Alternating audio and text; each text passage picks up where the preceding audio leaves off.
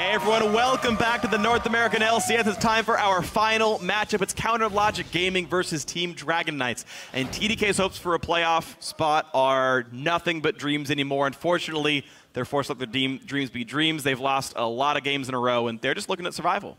Yeah, the last 5. And if yesterday's performance is any indication, Team Dragon Knights have got a tough fight ahead of them. Yesterday, they started off losing every lane against Team Liquid. It wasn't just losing the laning phase, it was every lane. And they only fell further and further behind as the game progressed. And TDK, they still have 5 games left to play, and they need to make up 3 in order to catch Cloud9 and avoid auto-relegation. Yeah, they've definitely got a tough match ahead of them today. Now, of course, yesterday, CLG actually looked pretty darn good. They were dominant. They crushed enemy esports, and unlike some other teams that may look gun-shy after some losses, CLG took their losses, then went up and, you know, crushed some people. Oh yeah, CLG were definitely playing with confidence, only giving up 1 kill and 1 turret in their 28-minute game. And Xmithie in particular, he really stepped up on Gragas with an 80% kill participation, and his ultimates were definitely on point that game. He was knocking people back and getting the flanks off that they needed with Zion Spartan. Now, there's nothing like a win to brighten the team's spirits, and afterwards the players were optimistic that CLG would be back in shape for playoffs. Nobody denies, even the players don't deny the inevitable collapse of CLG, but it's just when it happens. So it happened in the middle of the split, so we're good. It's not going to happen in playoffs. Yeah, I mean, if they always get good at the beginning of the next split, just shift that forward and be good for playoffs, and then maybe CLG goes to Worlds. Poelter actually adds that sentiment, saying instead of trying to avoid that inevitable CLG drop-off, they just moved up their schedule. You know, people always say, like, CLG, they're just going to take a nosedive, you know, at some point in the season and never recover. But I think what's happening right now is usually CLG would take like a massive nosedive at the end of the season and then just like suck at playoffs. But we decided to instead suck in the middle of the season so that we're fine in playoffs. Wow, thanks a lot for your insight, Poelter. We just said that, but I appreciate you being the third wheel here. It's you know, good looking out for you. I think he's prepping for when Huhi joins the lineup, so you can just echo what the other mid laner says. And I'm messing. Huhi? Huh? Not Huhi? Yeah. Oh my God, you're doing this to me. Go away. We're going to check out the starting lineups, guys. On the blue side, it's Counter Logic Gaming. Zion Spartan in the top lane, Xmithie in the jungle, Pobelt with the third wheel in mid, Afromu and Doublelift that bottom lane with Zeke Slaw behind him. And on the red side, it's Team Dragon Knights. Seraph in top, Kez in the jungle, Ninja in the mid lane, Emperor at 80 carry, Smoothie on support, and Sean as the coach. All right, so getting ourselves into this one. And, you know, as TDK with the subs, they went 0-9. It was obviously very rough. They got the new roster together. Game 1, they beat Dignitas. It was like, all right, maybe these guys are good. Maybe the new roster works out. But the thing is, they as soon as that game happened, and Seraph was a really good Vladimir in that one, and like killed the backline a bunch, they stopped playing their old style. They stopped playing 3 threats. In the last 3 games, Seraph's played a Lulu game and a Maokai game, both of which had 0 kills. Thing is, when Seraph was on CLG, they made him a tank top laner, which is fine. Tank tops can be fine, but that's not his style. He's never been good at that. He was a miserable top laner when he was with CLG as a tank player, as a support player. On TDK, he was a carry, and it worked. They joined the LCS off this play style. I really, really hope, for TDK's sake, he plays like a Vlad or a Ryze or something. Well, Vladimir's been banned against him the last 4 games. Play Nidalee, I don't care. Play something that's not Maokai. All I want for TDK. Or Lulu, yeah. Or Lulu. Yeah, Seraph loves loves taking over the game and loves playing those top laners. Even when he played Gnar, he's 4-0-0. He's just getting these kills. We'll see what they end up going with here for CLG. Shen, Nautilus, still available. There they go. Yeah, that's all I have to do now is when there's a first pick, it's Shen, Nautilus, Alistar. You list 4 champions and it ends up being one of them. Well, there's like 6 power picks right now. Yeah. 280 carries, Sivir, Kalista. 2 supports, or I guess 3, Nautilus, Shen, and Alistar, and then Ryze. So there's 6 really good power picks that you are okay with first picking no matter what. You know what's weird? Azir did become one of those. Like, with so many able to be traded back and forth, like Shen for Nautilus and whatever, like, Azir's the only one who stands alone as, like, every mid laner wants his champion. And weirdly, without also any jungle bans at all, Kez rush picks the Evelynn. But, like, Xmithie's not going to steal that from you. That's not even a concern here. I don't know. Xmithie played it a couple times. Yeah, but, like, in his last, like, 4 games, he's played it once, and he lost against TSM with it. Like, it's Kez's go-to. Yeah, I'm just surprised you got it that early. Like, we're talking about power picks here, and it's like TDK not contesting much. Like, Shen's still up, Sivir's still up, all these amazing champions are still up, and they're like, yeah, go for it, dog. Yeah, they really do whatever they want. They really want the Alistar for Smoothie. It's one of his better champions, and he gets it a lot, but still they're not able to get these wins when he's even on that champion. And I don't know if they took an Alistar and a Shen. I don't think... That's not a Seraph-style champion. Seraph's going to want to play Yeah, oh god, when he hovers Maokai. And I was wrong. Okay, Sivir was down. I apologize for that misspeak here. But TDK able to insta-lock some champions. A big old tank wall here. Evelynn, Maokai, Alistar all picked up here to be in the front line. Emperor on Vayne. Emperor's a solid player, but CLG able to attack that back line. They got Fizz for the top lane with a TF. Wait. Top lane Who's Fizz. their jungle? What? Jungle Nautilus. Wait, is it It's jungle? It's jungle No, Wait, it's jungle Fizz, right? No. I mean, support Al. He's got Ignite. Just let my dream be reality. They have Janna, right? So, I mean, it's just let it be jungle Nautilus. Tristana jungle Call of Guardians. That is not what's happening. Get that guy up here. Try-cast. No, whoa. He's gonna jump the fence, and I'm not gonna be happy with this one. No. It's hard enough dealing with your rambunctious self. So.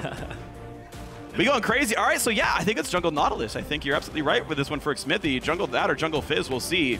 Those are the likely candidates here. Last few picks come out for TDK. They've got the Vayne for backline threat and an Ahri for Ninja. He's not played it yet, but if it's going to work, it needs to work now against Counterlogic Gaming. These guys, now that Cloud9 have picked up a win, they're sitting, what, 3 games out of playoffs? 3 games out of 10th, which is a far way to go. TDK locking their full lineup. Seraph once again on a tank. CLG, 10 seconds to go if they want to swap it. Yep. Is it jungle Fizz or jungle Nautilus? It's Nautilus. It's got to be jungle I assume, Nautilus. but there's always... It's just got to be. Don't do this to me. I know. That is your most played. Yeah, exactly. It's my most played in solo queue. All right, exactly. jungle Nautilus for Xmithie. We'll see if he pulls a Santorin and point and clicks the wrong champion. It's so easy to do. I love that champion probably because he's easy. Yeah, that sounds like you. That sounds just like me. But all right, it is a Fizz top, and Zion Spartan had an amazing Fizz top yesterday. Yeah. Kind of at the expense of flares. That's true, yeah, but it was still a great game, and he got to be one of those big carry threats, so we'll see if CLG can pull that out one more time with their carry top lane and tell us at home who's going to end this week with a win. Tweet at LOL Esports with your picks, and we will update the fan vote once we're on the Rift. Hashtag CLG win, hashtag TDK win. Let us know. We're going into our 10th game of the weekend. CLG can get as high as tying for 3rd, or they can start plummeting down with the Dregs in the playoffs here. TDK needs some wins soon to get out of relegation. And CLG... They started this slump. They caught themselves with a win against Enemy after losing 4 games in a row. You don't want to lose against TDK, the number 10 team. Because even though you kind of bounced back, you slid a long way down from 1st to 5th, had a tiny bounce, but TDK is just going to make you sink even further if you lose against them. I mean, think about what happened at Dignitas, right? TDK took down Dignitas, and we thought maybe that meant TDK was good, but it actually signaled Dignitas's slide down the rankings. I mean, CLG, the only evidence we have they've stopped sliding was they had a good game against Enemy, which many teams tend to have right here, unfortunately for them. So to really prove that you're any good, let's see another convincing win by CLG and see if the consistency can stay up.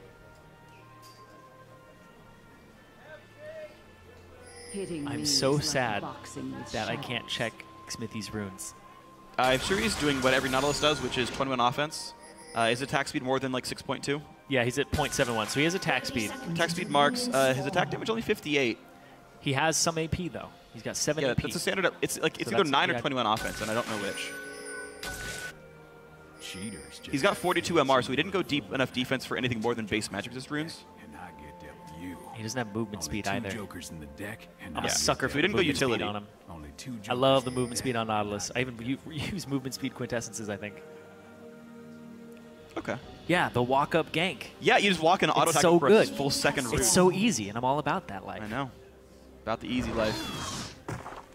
Ironic, because your job is actually a lot of hard work. Analyze a bunch of teams. True. You cast 2 leagues.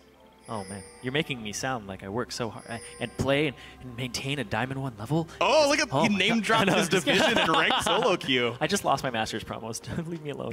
Oh, he made the Masters promo. Man, this guy's legit. All right, man. Well, here we go, though. The laning phase has started. Aframu and Doublelift doing the Krugs, Emperor and Smoothie. Interesting that actually chose to go Tumble. I didn't know that was actually better than Silverbolt's taking down Gromp. I'm not even sure if it is, but Double jungle as well for Smithy and Zion Spartan. Full experience to Zion Spartan on the first camp, though. Yeah. So that allows Zion Spartan to get his Q and his W so that he's able to kill it a little faster. That's just a higher DPS increase overall. Oh, I think it's also the exact same thing we saw TIP just do. Like 2 weeks ago, we saw everyone's level 1s change, and it was like TL and CLG and TSM all did the same thing where you kill the turret on the third wave. But here, it's the top laners get the first camp to buy more consumables for their first trip in a lane. You buy more consumables, you do damage to the next camp, a lot of it, and then you back halfway through the camp to buy right on time. And then you come back to the lane, you're level 2, no problem, and you help your jungler get a quick level 2 as well. It's cool to see with those. minimal damage to both of you. Yeah, exactly. I mean, Smithy, I believe, still has not used a potion. He's clearing his 4th camp right now. So yeah, really cool to see the growth of level 1s and the growth of lane swaps and the growth of sort of how people are playing the jungle. Still, these mechanics haven't changed in really in years. Yeah, people are just discovering how to execute on that pattern. I love it. I love it. I love it that's happening. Leash for me in solo queue, please. Just like that. I actually got team builders. I asked my top laner to leash for me if they have teleport, and they're like, huh, what? I was like, trust me, dog. Trust me. I mean, if you give them a full camp because of it, I'm sure they'd be willing to do it. Yeah. It's also much safer because if you send the top laner to solo wolves or solo raptors, it's very dangerous. Kez tracking Smithy through the jungle, chooses to go through the brush that is empty, so he knows Smithy's over by his red. And he can tell he's got to start this camp. Exactly. He saw that Smithy didn't have red either. Oh no, Smithy should know this was warded. You can see that particle. Chunked down a half HP. Kez on the chase. Smithy already smites to heal himself off the red buff. Misses the Q on Kez. He was going to get help. He ended up hitting the tiny one. It was right in front of him. Kez goes back to stalking, though. He knows the smite isn't available. He put the ward down ahead of time. He's not able to walk up. He doesn't even have his own smite. He was just looking for the kill. All right, well, it's going to be Smithy allowed to get his red buff here, despite the ward on him, despite the fact that his smite was on cooldown. Impressive that he got it at all, and Kez's counter jungle does not mean much of anything. We check back in the bottom lane, and it's actually very close. I'm not going to lie, the fact that he didn't have to use any potions as well throughout his entire clear. Massive help. Helped him a lot. Because now he gets to clear these next camps and just use those 2 potions, and he's completely fine. All right, this means his first back should have some wards in it as well. It's also very important for competitive junglers. It's not just getting your jungle enchant and recalling off a 3rd camp, it's getting consumables to help your team out as well. Was it 900 gold? Yeah, for his first back. Oh, we're looking at a mid lane gank right here. Ghost early by Pobelter, and the charm hits a minion. Belter's still involved. That's a bit aggressive, but he lands some damage and pushes Ninja back. If you're going to use the summoner spell, at least get the best trade possible that you can. You do let some cooldowns down, throw out some spells, make sure that you get the biggest bang for your buck there. Worked out quite nicely. So only Ghost is down. That's not the most important summoner spell to lose here, so Pobelter is still going to be just fine in this laning phase. Tiny, tiny minion lead for him. Nice little trade from Emperor on a double, but the Janna Shield blocks most of it here. And we'll see their gold be about equivalent. Oh, man. Tristana sieging on a turret against a champion that has no wave clear, a duo that has no wave clear. That's rough. Yeah, she gets the damage, and thankfully it's pre-7 minutes, and you didn't explosive charge it, so it's not the worst thing in the world. Yeah, and CLG are being rather conservative in this bot lane. They're getting it whenever they see Kez and they spot Kez out. That's when they shove up. But now if they don't see him, if they continue this pattern, they could end up dying. Kez is wrapping around them in the bottom. Okay, it's an Alistar. The attempt here. They have to, I think, go for Afro because Tristana's going to be too hard to get. They're going to look for the flash. At the back. Pulverize in. Oh, he flashes, then jumps. That might just be enough. Exhaust on Kez. It is the kill. They knock him down. First blood for Emperor. Beautifully executed gank. Yep, they saw the tendencies. They saw the want to shove, and Smoothie is giving him some scorning over his Alistar combos before. You're just going to flash and Q. That's awesome. That's going to set up that bottom lane fight very well. It's the right way to do it. Really beautifully done. Thing is, players can react to a headbutt pulverize in time, and Rocket Jump would have gotten him out. Or a flash. So very, very, very nicely done. I'm surprised they got that kill, but all credit to TDK for that one.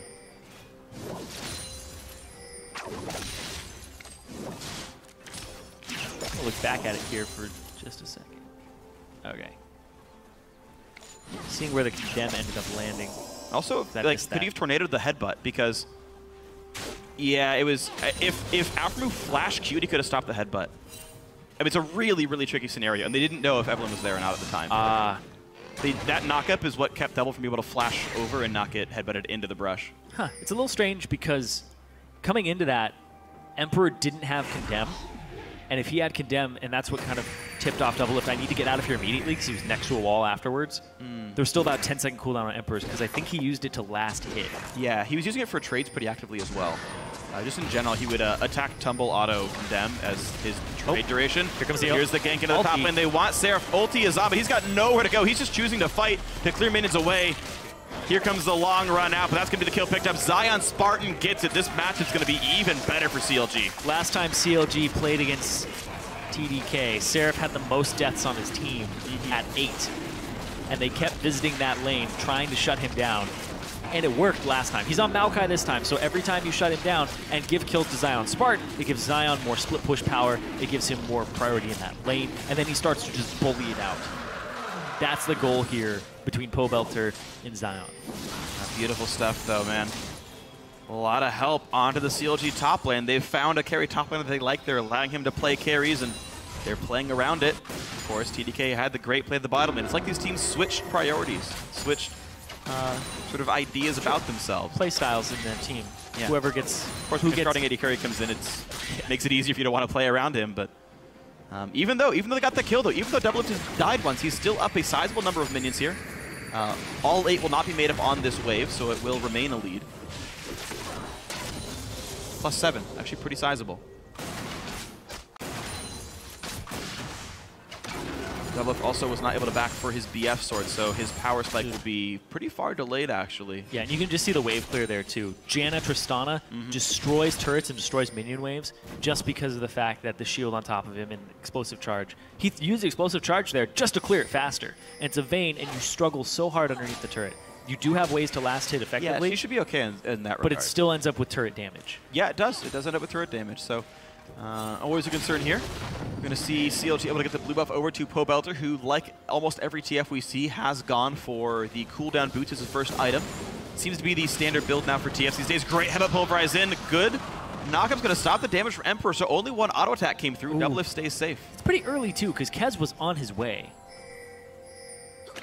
I think it's actually good that TDK are doing this, but without Kez as well as with Kez.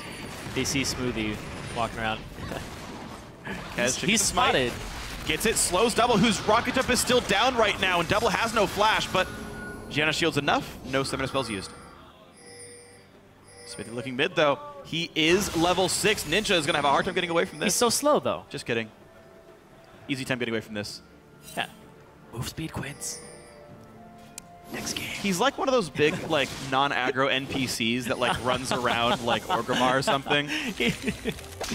Meanwhile, Pobelter up into Emperor's business. The stealth doesn't matter, but Kez is right there. TP's coming from both sides. A big combo on a Pobelter who does have to burn his flash to get away. Here's everyone in the fight. The fish is going to miss. Hits nobody at all, but Kez still gets chucked down. Tristana gets the credit for that one. Seraph in the front line cutting back, and here comes Ninja. He does have ult and ignite. And here comes the chase down. Finds nothing. Ninja flashed forward there at the end, and he got hit by the Howling. Oh, he got Buster. I thought it was Buster Shot. Was it Buster? He got Buster Shotted by Doublelift, and so he wanted a flash charm and couldn't. I believe is what happened. I could be wrong. Hopefully we'll see it again. We'll likely get a replay. I will watch it regardless. All right, I appreciate that. Nope, he ran into a Howling Gale. Okay, just kidding. He flashed into the Howling Gale. Ah, okay. He was Buster Shotted afterwards because he like R'd a second time. You have informed me properly. Thank you, Sir Aiden. Your replay skills. Sir Aiden. Sir Aiden. Well, it is kind of night right now. It's like 5 p.m. It's night somewhere. Shout out to the East Coast. Anyway, yeah, this is just all the TPs and the fact that Twisted Fate had lane priority. He gets to come down first, and then Ninja isn't even in this fight. Kez gets taken out. I think he still takes fizz damage there from the Chum the Waters. And here's the Howling Gale across 3. Yeah. Ninja flashed right into that. Oh, and his there's charm. what I was pointing out. But yeah, the flash was already used, so we were both right. Boom! Did it!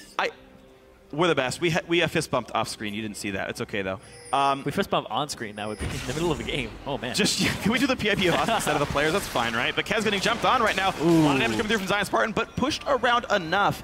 CLG with honestly pretty good target calling in their team fights. The micro communication actually has been solid. Bot lane turret goes down. Good sieging, good destruction by Doublelift. Good charm, though, by Ninja. A lot of damage on a Pobelter. Ignite is on as well. He's got one more ult charge. That's going to do him in. Solo kill for Ninja from the brush. Jumps on him, makes sure he lands the charm. Every single Ahri ability landed. They get to hit this turret a whole bunch. And Smithy, with his 325 move that's speed. another big charm. Smoothie doesn't choose to go in for it, Kez. but he has ulti. There's finally the pulverize. low. But Kez gonna get trapped out by Doublelift. They were too gun shy to pick the kill up, and too much damage went over to Kez. And Ninja just wants to take some extra damage from the explosive charge. Smoothie could have gone for Smithy though. That breaks my heart. Yep. That was a for sure kill. I mean, Smithy practically walks at the speed of a turret, and he looks like a turret. It's easy to get both of them confused. They've even like both got the owl motifs on them. That's true. Look, it stands right by it for us. Which one went? Where's Waldo? Ah! I'm diving 2 turrets. Yeah, that's oddly similar. They're like the same height. Yeah. When our first turret goes down, I like to RP the turret when it's gone. Well, But it makes me a great frontliner. TDK has killed no Smithies this game. That's Look at true. their first. Their bot lane lost their Smithy already. Zion Spartan, though, going for the Shark on a Seraph. This is it. Trying to pin on Seraph. And they're doing a lot of damage to the poor guy. He's got really no resist. Ignite is on. There's the jump. The kill goes through. Yes, it does, but Zion's got to run away fast. And here comes Ninja. Jump over the wall. The Q's going to catch him. Uh-oh. Hut, got him. Ninja with the cleanup kill. Assist does go over to Seraph, so a little bit of gold picked up there. But that's 2 kills over to Zion Spartan total so far. And last time we saw him get 2-3 kills, and he was ready to take over the game with his split push. As soon as he completes his Triforce, he's got so much mixed damage on the Fizz that itemizing against it becomes difficult, especially when Seraph is behind in CS, kills, and turrets, so that he's at a point where he doesn't even have an armor item completed. Yeah. Let alone getting magic resist item for the percent HP. Yeah. I need to point something out, by the way. Smithy's farming like a monster. Smithy has like as much gold as both his solo lanes. 783S in this Nautilus. I mean, he is going to be a big freaking tank. Yeah, he doesn't get to the camps quickly, but when he does, he kills them. Fairly fast, too. I didn't know turrets attacked monsters. Apparently they do. Scout's running for his life. He almost runs past the Nautilus. It doesn't know what's going on. Why is this turret here in the river? But Smithy smites it away, and we're good to go. That's why he got the double jungle. He takes reduced damage in the first 7 minutes. Oh. Going a little too deep now. Too deep. All right, Kaz, level 8 here, going to give blue buff over to Ninja, who is 2-0 on this Ahri, keeping TDK in the game. It is a 2,500 gold difference, though, with CLG having a turret kill, having a farm lead in general in this game. But TDK can look to get back in. 1,000 gold lead from between Zion Spartan and Seraph. And then the junglers, Smithy is ahead by about 600. And the other 400 is supports. This is so harmful. There's a nice deep ward in that brush that doesn't spot Kez. Gets to ignore the rules of wards, but of course Smithy is right behind them all, so no gank ends up coming through. Merc treads for Ninja. For the gold card ganks, I suppose, right? Gold card, root, and that's it. Not ult has a stun attached. That's true. And the knockup is the majority of it. There is a small stun. Well, the stun skill's pretty hard with level, I thought. Doesn't it like end at 2 seconds or something crazy? Maybe I'm wrong. Maybe I'm absolutely wrong about that one, but I want to say the stun ends up being really big by the end of it all. That's it. You play like 1,700 times more Nautilus than I do. You're probably so I don't know why I'm correcting you on this one. You're right. Oh, I appreciate that. You're right. Yeah. Tooltips. Yep. All right, but 1.52. All right, CLG going for the heavy press in the mid lane, though. This turret nearly gone. Explosive charge doing work. Gold card comes in, no charm. Ninja forced out. Zion gets the kill credit. 2 turrets picked up. And Smithy sheds a tear for his brethren. This seems to be the winning formula, though, for CLG. You either... Oh, man. Go ahead, it's fine. No, I can't even talk anymore. Can't even talk. Oh, because they're coming after Zion. Oh, Zion's heavily charmed, but perfect pulverize. He can't even do anything about that one. Beautiful play here by TDK. In comes the teleport. Seraph does not have flash to make it happen. Tornado pulls him back. Ride the wave. But it does mean Dragon goes over. Yes, no steal. TDK 2 Dragons to 0. And they're, unfortunately, though, still behind in gold. Yeah, they do get to this middle turret faster, though. They'll be able to get there a little bit sooner. And they have one more member. There is a TP on Zion Spartan, so if they overstay, there is the risk of being TP'd on. But there aren't any flank wards in position just yet. They'll get this turret safely. CLG dodges the charm. Ooh, they kind of want this. No, they don't. They're going to save it. They come in just enough that the threat of Zion Spartan maybe being there. Yeah, they don't know where their wards are. They can't guarantee it, absolutely. You're absolutely right. Yeah, they can't guarantee Zion could not flank them, so. They're still going to siege, though. This seems difficult, though. Their siege tools are pretty weak, and a Janna Shield's going to mean you almost don't ever get progress here. Maybe it pays off, though, if TDK gets it right. Tristana recalled. Doublelift back to get an Infinity Edge. Charm lands on Smithy. Oh, wow. Emperor had to flash for that one. Yeah, if Fizz went on him, he probably would have died, so that was the right choice, but TDK, they siege, and they use a flash for it.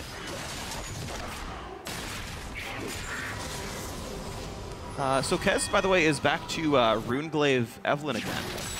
I know he was the only... Yeah, well, I think Kobe talked about this as well. He says that you shouldn't go Runeglaive without buying more AP, that as a standalone warrior is better. So Kobe has strong words about the choice of Runeglaive. Yeah. I don't know myself. On Evelyn, I think on live it's more comparable because it's 100% of your base damage as opposed to you have 5%. a much bigger Sheen proc. So the Sheen proc is larger. So on live, I'd make the argument for both. Oh. But right now, Warriors. Oh, big plays on Emperor. Kez is around, though. Goes for the big damage. Around. Smithy, goodbye! Crushed by the AD carry. This fight did not go well. Kez happened to be around, and Emperor doing plenty of damage. Yeah, when the support and jungler, who's a tank, catches the AD carry, who's Vayne, you realize a second too late what you've done. Zion Spartan looked like he wanted to dive in there, but he can't. They just had too much backup, and they'd already committed to it. As a Nautilus, that's the big downfall is you commit really hard to things when you hook in. You have to use your flash to get out. If you're using your flash to flash hook, there's no coming back from that. And you have to hope that you're tanky enough that you can walk out afterwards. Well, he got a lot of farm, but, you know, like Linkin Park says, he kind of looks at what he's done, and it wasn't exactly what he wanted. A great pulverize, a great condemn. Yes! Yes! Boo him off the stage. Get that guy who was talking about Jungle Tristana up here. TDK, though, getting a gold lead now. They're still unable to find any turret kills, though. CLG have defended those structures so well. Yeah.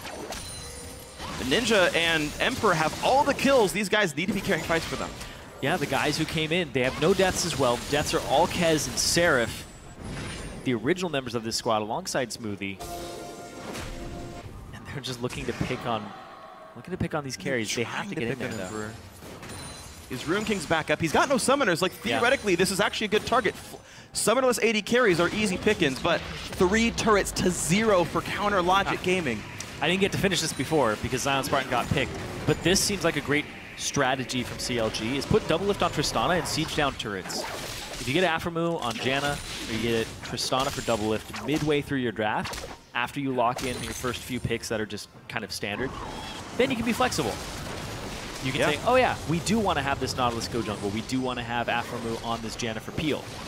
I like that they siege the bottom lane because this Tristana siege, so far, every time we've played it, has been very successful. Yeah. And we've seen other people playing the Tristana with the Janna, and it just destroys the turret, and you practically win every 2-on-2, not by killing the enemy, but by just destroying the turret.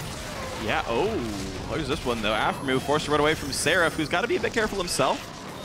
The rest of CLG is around, but Double will not quite kill that ward away.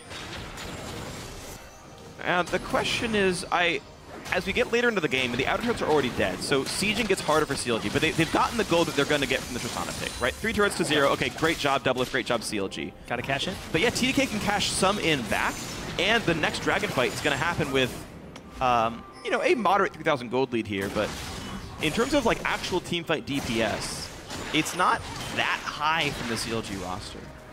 They do have Fizz. He has the Trinity Force. Seraph can't really split push against him. True. They now have the Righteous Glory completed on Smithy. It's not going to help his damage, but it's going to help them get in there. Yeah, they have Ascension as well from Janna. The Talisman. Yep. This is actually my favorite Janna build, by the way. Talisman Ascension as a second item, as a core item, I think is actually appropriate on so many supports. This is my favorite Nautilus build. And so few players do it. Yeah, Cinder Hulk, Righteous Glory, absolutely. And Moby Boots? Yeah. Maybe. Just moving around very quickly. Now, Moby Boots aren't that great on him, but you can get them. You want the tank stats? Yep. Ninja Tabby Merc Treads? Yep. Once you commit. Zerk Reefs? Yes, obviously. Get more out of your W. It's a dot. It doesn't even work that way. You refresh it right as you're walking away. Great. It works. Oh! Smithy finds Kez. Actually, he's fine. A lot of shields. He's pretty durable here. Smithy has so many shields you can go on him. Like, it's pretty hard to break through that guy. As the really sole true tank of the team, he spent a lot of time farming, and he's got a lot of ways to keep himself alive. This actually should be successful. Now the question is, though, there's a lot of condensed damage on TDK, right? All of the kills are in the right places. It's 3 kills on Ahri, 2 kills on Vayne. They've got some pretty big builds going on. Phantom Dancer is going to be real close to done. He's about 400 gold away right now on the Vayne specifically. There's definitely a scary teamfight lineup here from TDK, which is why I asked the question. Of course, you're right that Zion Spartan's pretty big himself, and if he can reach the back line, then it's fine. But if he gets pushed around, then Zion doesn't really kill tanks well enough. But his flanks yesterday were really good on this bit. He was showing up with TPs or just walking into the back line when they were picking fights down lanes. So they usually want to fight down the mid lane so that he can find avenues in from the side. So that's the big thing too. And when we were casting Challenger, we got to talk to Cloud9 Tempest top laner Solo, and I asked about Fizz. It's all about the flanks. It's all about coming around and being able to have that access to the back line without using your E to get there. Yeah, because you need it so much for the damage. It's the second max skill, I believe. Yeah, it is. He's maxed that now. Everyone maxes W first on Bruiser Fizz. Low-ish cooldown. So we'll see the first dragon does come through to counter Logic Gaming, though well earned by them. Maokai had teleport in the top lane, but no pressure was made by TDK. They instead go back to the mid lane. CLG, once again, already there in time to defend. Righteous Glory pop. The fight might start. They've already forced a TP out of Maokai. Whoa, Afro too far forward, picked up at the very start. That's a turret kill. They did not TP Zion. He knew not to be part of this fight. A flash engage. They catch Smithy. 2 kills picked up. Seraph taking the turret like salami, and they're going to run away as fast as they can. Afro already dead. Pobelter, very low explosive charge, nearly picks up some more kills. And they did force the Zion Spartan TP. He got nothing for it. Just explosive there. Smoothie didn't even have to use his flash to start that off. They were able to knock up Afromu, and Afromu just stayed in the air for a long time. This layered CC, and then the follow-up afterwards. Getting a turret, and TDK, they close that gold gap a little more, and they're going to get this top turret forward as well. So that's even more in their favor. All this gold waiting. This is a good turret, too. It's one of those ones that has a lot of gold in it. It's not one of them cheap tier 2s. Well, no, tier 3 is the one that don't have gold. Tier 2 is actually more than tier 1. Tier 2s give less to everybody on the map. Or as total gold? As local. Ah, okay. Oh, hold on, though, Kez. Gold carded. True deck. Everything. Boop. Goodbye. Goodbye. He's killed, and Smoothie in a bad spot as well. Ulti's down. Flash up. He's not going to use it. Pulverize comes in angrily. A double kill for double lift. 4-1 and 0. And they're right on top of Baron. That was a severe misstep for TDK. Counter Logic Gaming here to capitalize. Just a catch out onto Kez, and then the resets to allow them to get the red buff there, and then just take him out afterwards. Another steal? Another steal? Is it? Is it? Blue team secured Baron. Nasher. Zion is low. Forced to hop away. Gold card. Depth charge, not enough though. CLG down in kills, but up 4,000 gold thanks to this Baron pickup. Now you just gotta say, is it, as soon as somebody just randomly walks up towards it. Oh, they saw him back, so they knew that it was okay to go. They see Seraph complete his back as well. And just Pobelter using the Twisted Fate appropriately to catch that kill. Smoothie, regardless, looks like he was gonna get caught out. Everybody back, They ditched him, they left him. Wow, big stuff here. Counter Logic Gaming looking a whole lot better. 4,500 up. Baron on the field for them with a great sieging team, which means Tristana and Twisted Fate should be able to knock down some more turrets during this Baron buff. You can see they've been great at securing these, and with more wins than losses, you kind of expect that to happen for these guys. So the question is, how much stuff can CLG pick up? We're going to see the Twisted Fate build is that standard Lichbane Zhonya. We've been seeing it almost every time now. It feels like those builds have consolidated recently as cooldown boots into those 2 items. It gives you options. Yeah. It allows you to split push, take turrets, and it allows you to dive into the backline. And that's what Twisted Fates want to do. It allows your team to have more types of patterns, and I think that's really the ideal build. If you want to go for just straight up siege, then you just stack AP, and you get like Luden's, Death Cap, and Luden's Lichbane, make sure you can kill somebody in the backline. Yeah. Alrighty, well, wave clear forced out of TDK. The True Silver Bolts does a fair bit of damage to these minions. I believe the Baron damage reduction actually, oh god, still affects the true damage done by Silver Bolts.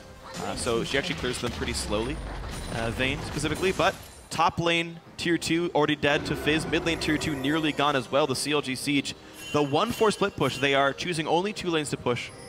Fizz for one, the rest of the team for the other. I didn't know that damage reduction worked against true damage. In this case, I believe it does, but here we go on in. Pobelter down to half, gets the Zhonya's pop after stunning the AD carry. Ninja's around, Aftermove very, very low, but Kez pushed around. The Roots come in, double gets one kill, he jumps in! He gets the kill and flashes and jumps out, but he burns down to the Ignite! Now he lifesteals back up! It's just a 2 for 0! Double lift, this time he tried to dunk, and it worked out for him.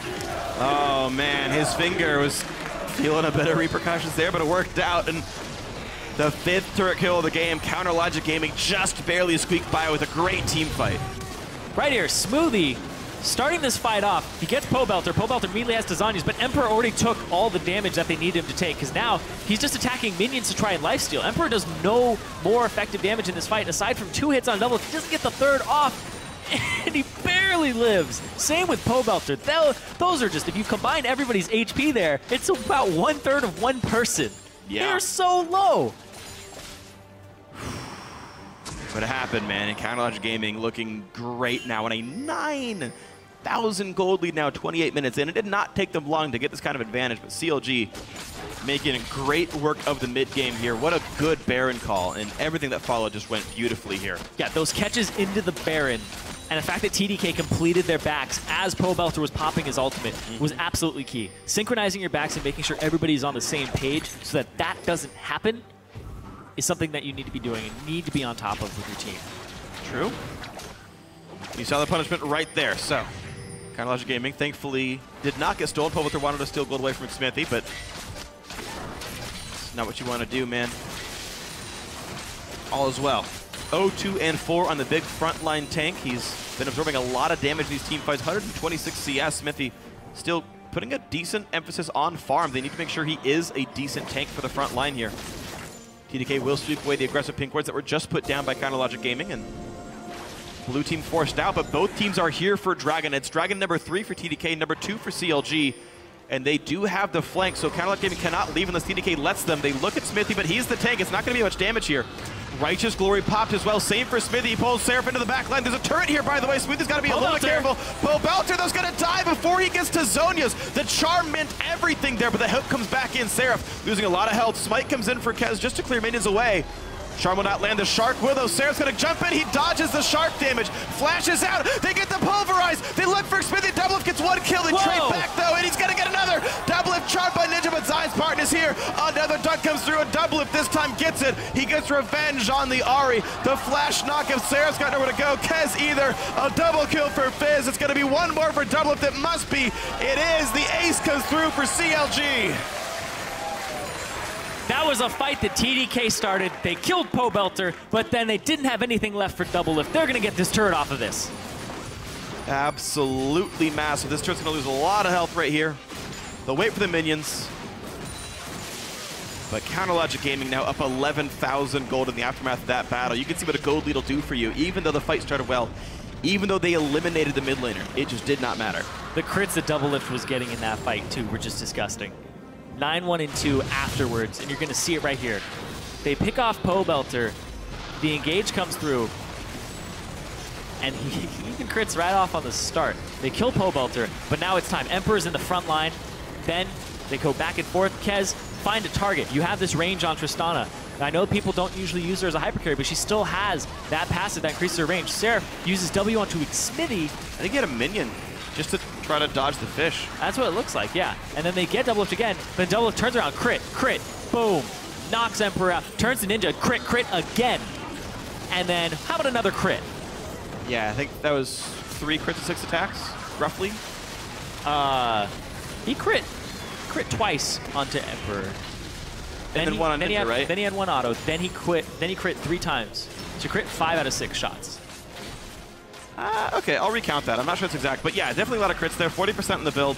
Definitely, of course, great damage coming out here, and CLG up 12,000 as a result.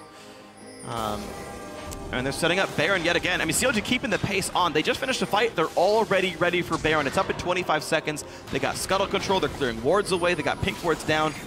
And they're going to take a real quick, brief respite to heal up, buy 1 last time, And Zion Spartan without TP, though, is bot lane, which is a small risk here. And they might catch Doublelift. He's over the wall, and he's going to land a whole bunch of damage. Oh, no, Doublelift! Pulling a Doublelift, getting himself caught out. Afmu the same. Big mistake by CLG. And Baron is live. TDK are going to pick up a Baron here. Now, what CLG is trying to do is just get Knock this the mid base turret, down. get some type of turret for this, see what they can do. Smithy's going to try to go for a hero steal here, but it's a Nautilus. If he just waddles up and takes this, it would just be a disaster. They're going to back. Are they going to be able to defend this? It doesn't look like it. All right, mid lane inhibitor turret will fall, and Smithy. that is it. Yeah, Smithy waddled up, but he waddled up way too slow. Emperor gets another one. 3 kills in a row for TDK. They've got time to push these waves out and maybe get part of a turret. They're looking to either... Yeah, they're looking to try to cut them off. This. They keep throwing the RIQ backwards. Ninja's looking for as much move speed as possible to get down to this bottom lane. I'm surprised we didn't see Destiny. There it is. Finally the Destiny. He will get away, and Zion Spartan's going to buy enough time. Pobos are just actually going to walk.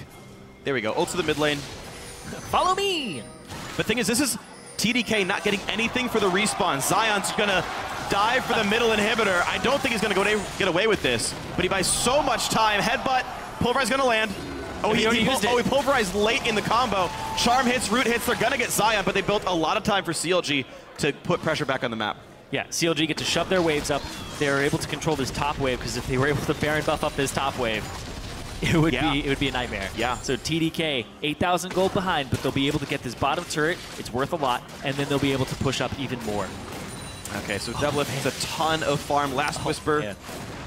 Ruin King, all he needs to do at the late game is sell Shiv for a Phantom Dancer. He is the highest DPS build you can really go for in this. Interesting, actually, the weird thing about building more items is Doublelift will hit max attack speed on Rapid Fire. Yep. So he actually really can't scale his Rapid Fire any higher. When it's down for most of the time, it's fine, but he's at 2.4 even with Shiv, and even without being level 18.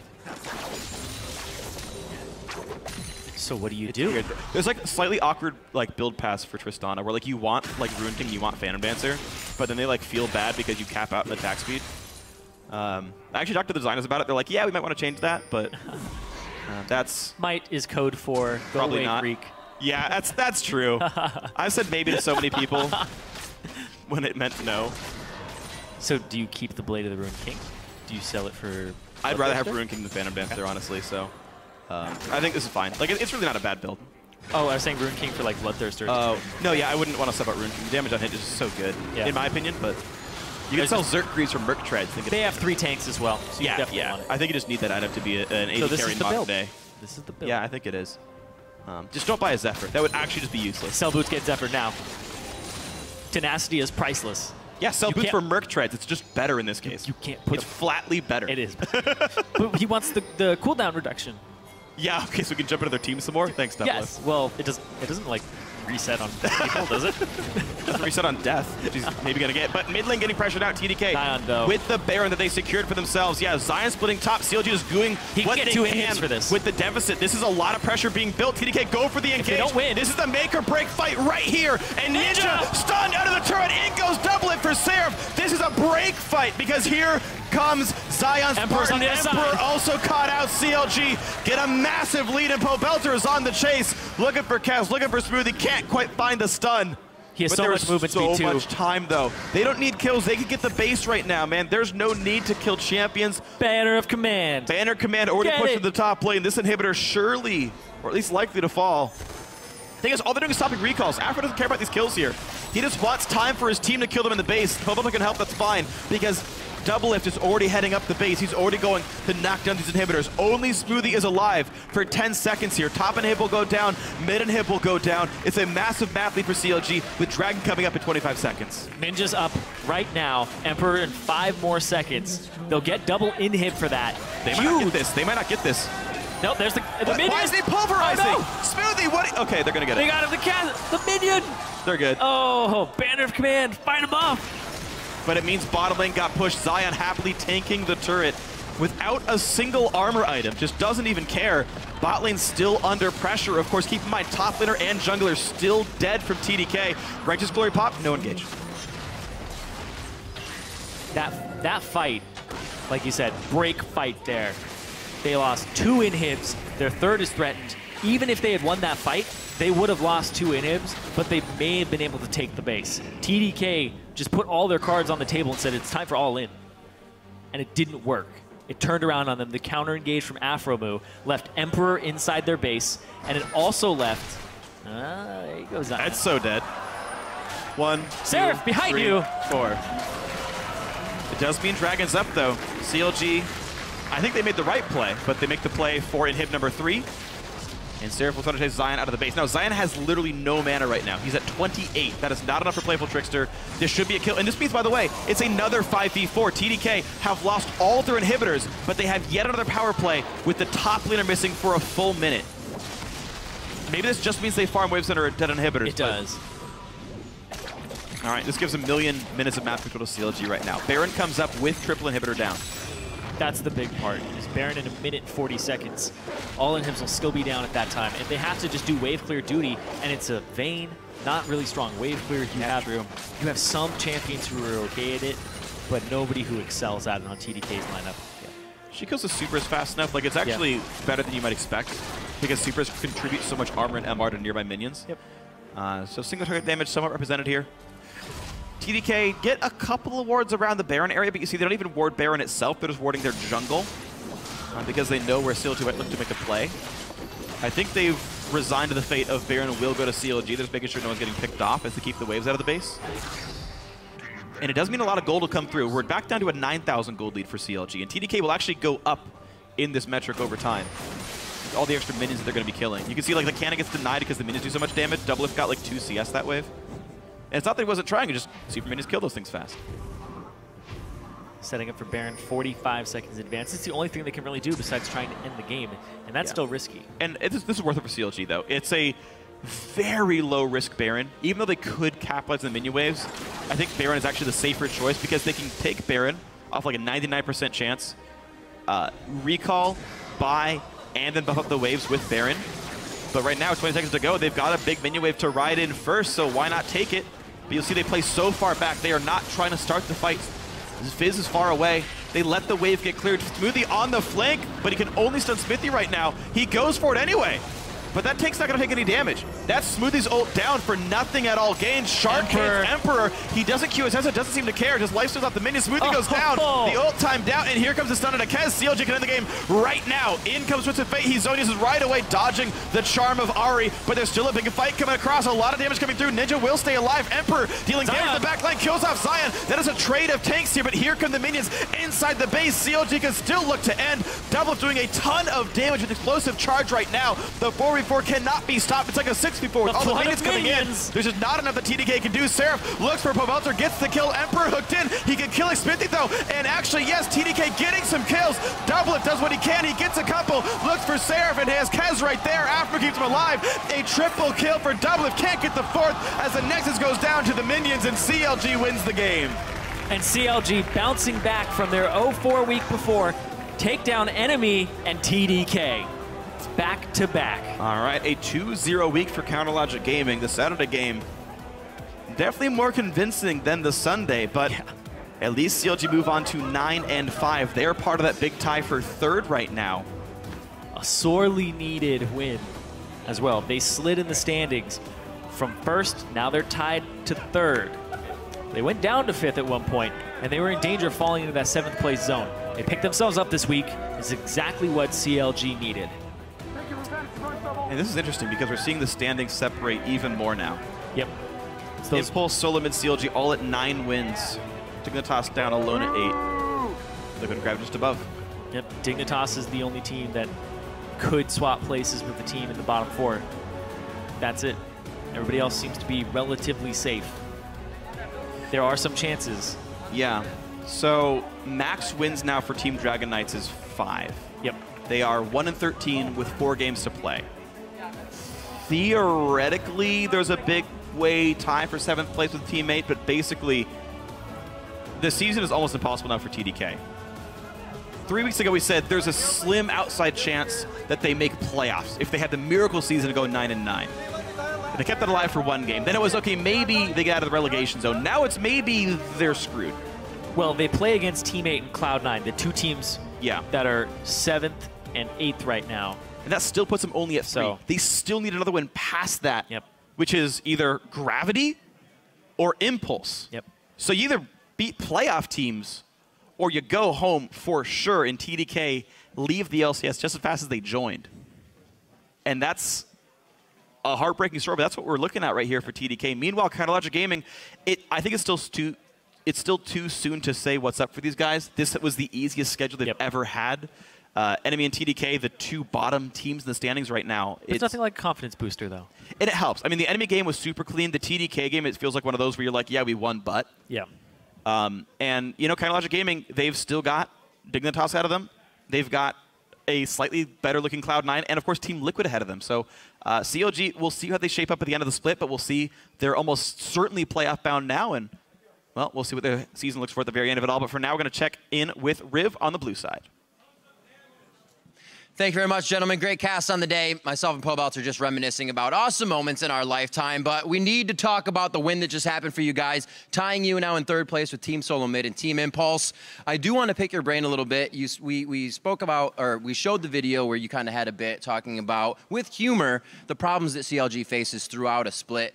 Now being on the team, seeing that through your eyes, what were kind of the troublesome times that CLG went through? What leads to these falls in the split for CLG? To be honest, it's still my first split on CLG, so I wasn't around for all like the previous splits where, you know, CLG kind of became notorious for kind of falling apart in the middle of the season. But we did have that 0-4 streak, but it didn't really feel like we were falling apart. Those were all against like pretty much the top 4 teams, and basically we just learned a lot. So it feels like we're making really good progress in improving. We haven't gotten overconfident in ourselves, or we didn't get overconfident in ourselves after we started 7-1, and I think that's really important. Well, you've definitely been able to show up from the mid lane this year. How are you feeling about your play? We don't actually get to talk to players about what they're doing very much. What do you feel like you're contributing to the team, and how do you feel you're doing? I think I'm pretty flexible in how I play. Some other mid laners for other teams tend to have just like one style, like they just won't roam at all, or they only roam. That was what I think would do in the past splits, but basically I just do whatever Tony, our coach, tells me to do. And you know, if that's playing Lulu or playing Orianna and just farming it out, or playing TF and roaming everywhere, I can do it. Well, your team has already said you bring the damage to the table when they need you there, so it's been working out. Final question for you, Team Liquid coming up next week. That's where you guys start. How are you feeling about that matchup, and just overall, how the rest of the split's going to go?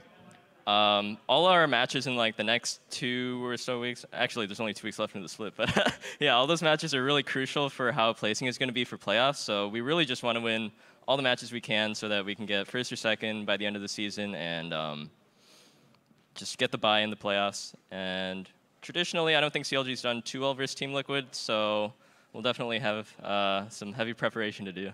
All right, be a tough run. They just gave TSM a run for their money. Belter, congratulations on the win, and best of luck in the rest of your games. We're going to throw it over to the analyst desk to break down the rest of the day. Thank you, Riv. 40-minute victory there for CLG. Wasn't crazy clean. They did get the 2-0. It was crazy. It was crazy. Yeah. Not clean. They did get the 2-0 this week, which I think is very important for them from a morale standpoint, coming off of a string of losses there. We were, you know, the whole CLG downward spiral had been tossed around. They may be avoiding it this time around. Or embracing it. Or embracing and coming out the other side. They've gone through it, and now they're coming back up. They've gone through the swing. As Pobelta said, you know, they didn't get overconfident. They all still feel like a team that's ready to make a strong push in playoffs. Yeah, and I think they're ready to make a strong push through the end of the regular season. As Pobelter said there, like, we can say the CLG was having a collapse, but they were losing to all the best teams, and now they're going to be playing all the teams below them in the standings. That's what they did this week. They played Enemy and TDK. Liquid's the only other top team they have to play from here on out. Everyone else is below the top 5 for the next 4 games. So it's very realistic that they go at least 3-1 from here on out and end the season with 12 wins. Yeah, I do think a lot of that comes from the fact that they dropped from 1st to 5th, right? So standings-wise, there's a lot of, felt you know, really it did. Yeah, exactly. There was a huge deviation there, but based on their play today, it makes me wonder whether or not they're really there still yet to compete with those top teams that they had lost to before. If their plan is to make it to playoffs and go up against these top tier teams that have been giving them trouble, when they're struggling as much as they are against the 10th place team here, you know, where are they going to fall? There's definitely some work to do. You could be cautiously optimistic if you're a COG fan, because the collapse didn't fully happen, and they're on the road to recovery. The difference in their champion select is encouraging. Doublelift's laning phase is encouraging. I think the default state for all CLG fans is cautiously optimistic cautiously. at all times. Is that what Golden Age was about? Caution That's what potential is. That was that's your- uncautiously optimistic, I feel like. Oh yeah, there was no caution there. Yeah. And then we have to swing over to the other side of the rift real quickly and look at TDK because, unfortunately for them, their season is basically in salvage mode at this point. Can they scrape together a few wins here before the end and maybe slide up into that 9th place? It's going to take a lot of work for them to do that. I mean, I think we continue to go back to this idea of they've got a lot of fight in them, and we see it game to game to game to game. There's many points in the game that we're saying to ourselves, they might be able to win off this. They're getting them. They're fighting their way back into it. Is that enough? Especially with Team 8 and Cloud9 both taking wins and, actually moving up the standings now, they've got to be really scared. And they've got to be aiming probably for enemy and try and drag them down. Yeah, they have to win at least. They got to grab somebody that's close to them to bring them down. Have to win at least 3 of 4. Yeah. And so that means, and they don't even get to play enemy. So enemy has to lose on their own accord. Other than that, it's a struggle. We thought we were going to see the miracle season. Maybe. Yeah. It's not looking so miracle-y right now. All right, well. No miracle-y. Do you believe in miracles? Nah. All right, well, the 2-0 for CLG, very good for them going into the remainder of the season. Now with another 10 games in the history books, let's see how the teams are stacked up. 2 teams have locked in their playoff spots. First place, Gravity, and second place, Team Liquid. In third, it's TSM, CLG, and Team Impulse, each with 9 wins and 5 losses. Team Dignitas are in 6th, followed by Team 8, 3 games back. Cloud9 move into a tie for 8th place with Enemy Esports, and in last, it's Team Dragon Knights. Now, here are the 5 players who turned heads this week in their positions, though. Starting in the top lane, we have Hanser. Hanser, just once again, every single week, actually, it seems like we're going over how much he's improved from last split. And once again, he showed up this week, really big force for the team in the top lane. Was also able to play tank and get those initiations for the team. Showing a lot of versatility there in the top lane. In the jungle, though, we have Rush. Yeah, I mean, I said he ranked first in style. Well, he was plenty stylish this week, but he also ranked second in wards per minute this week for junglers, which was a nice improvement for Team Impulse. They had to pivot and change their style against the Twisted Fate and Shen, and he was able to defensively ward and keep his team ready for opportunities. Really nice play by Rush this week. Yeah, our OP mid laner for the 3rd week in a row is Phoenix. Now, he is 4-0 on Azir this split, and today he made a ton of clutch plays to get Team Liquid's 4th straight win, let alone have it be against TSM. In the AD carry position, though, we find his teammate Piglet. Of course we have to put Piglet in here. After that, there's your miracle for the day, Jat. The miracle blind 1 rocket from Corki, steal the Baron, plus he didn't die in that game. Huge, huge improvements for this guy. All right, you saw here, too, the 16.5 KDA, 94% kill participation, so beautiful stats across the board. Finally, our support is Adrian. Yeah, this guy, he has been criticized a bit in the past. Team Impulse even said they were looking into replacing him, but he does so much for this team. His kill participation in the games, highest in the league, and assists are very close to. His wards per minute is highest for supports. Like, this guy is doing so much for Team Impulse. He's well-deserved OP for support this week. The only thing he can't do is speak Korean. That's true. Yeah. That's too bad. But he does kind of fly under the radar as a player, so it's nice to see these statistics back up his stellar play. The player, though, who claims the title for most valuable player this week is Phoenix. Now, today he went back to his comfort champ Azir and was key in turning team fights around to take down TSM. With Phoenix's huge plays, Team Liquid end the week in 2nd place and lock in their playoff spot. That play. That one to just 100% Turtle. Right as Turtle thought he was turning the fight there. Yeah. He was. He just got his first kill. Phoenix ended the game. He was like, not too close. Well, you know what's funny about that, too? Azir was the downfall of Team Liquid in the last TSM game. Bjergsen on the Azir. Phoenix picks it up, shows them how it's done, evens up that head-to-head as well with the 1-1. Very big when you look at what that does for them in terms of jockeying for position. There are a few players that can put Azir onto like permaban duty, and maybe Phoenix is one of those players. Yeah, we'll have to see. We'll have to see how teams react to the stellar play coming out of Phoenix. Now we've got more action coming your way Wednesday with an all-new primetime league, along with our coverage of the European and North American Challenger Series. Then Week 8 of the LCS launches on Thursday with Giants Gaming versus H2K. Then the Copenhagen Copenhagen Wolves will battle Elements, followed by Unicorns of Love going up against SK Gaming. And on Saturday, the action picks back up here with Cloud9 versus Enemy Esports. And a bit later, Counterlogic Gaming will test their mettle against Team Liquid. Those games will hit your browser noon Pacific, 9 p.m. Central European summertime. And of course, we can't forget our marquee matchup. Team Impulse and TSM will take center stage for Week 8's marquee match. Looking forward to that one, to say the least. That does it for us, though, here at the NALCS. So for myself and the entire live broadcast crew, thank you for watching, and we'll see you next week.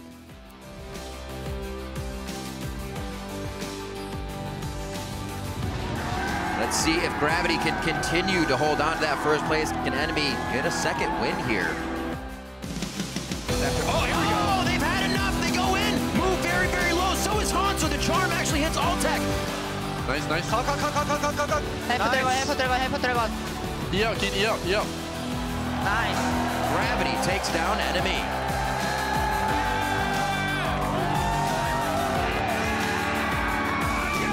Helio's still trying to fight, but they're all way too low. And they baited each other in. They miss it. They move. Can he keep himself alive? The double kill coming in for Incarnation. One for High. They're on the core JJ. Their first victory with High back on the team. Dude, did you see the charity stream yesterday?